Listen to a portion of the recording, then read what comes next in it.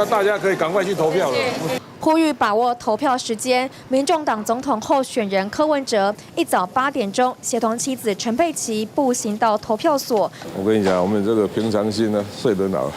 反正每天把每天该做的事情做完嘛，一样啊。然后每一个阶段再计划下一个阶段，是这样。有啊，其实这几天因为就是比较做一些耗体力的一个扫街的过程，所以当然是睡得很好。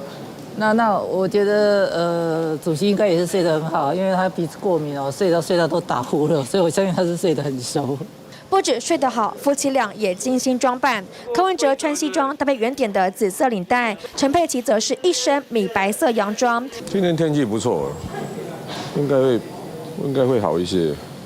下雨啊什么太冷就当然一定会有影响。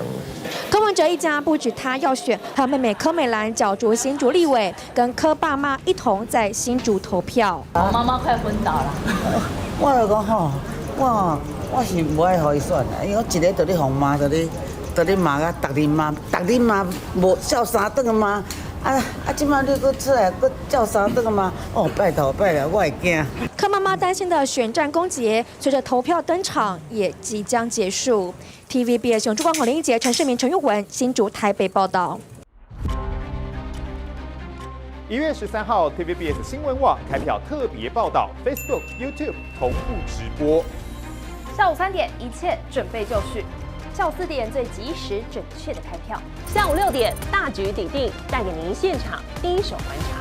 晚上8点，政治新局，美中台关系带给你最深入分析。1月13，锁定 TVBS 新闻网。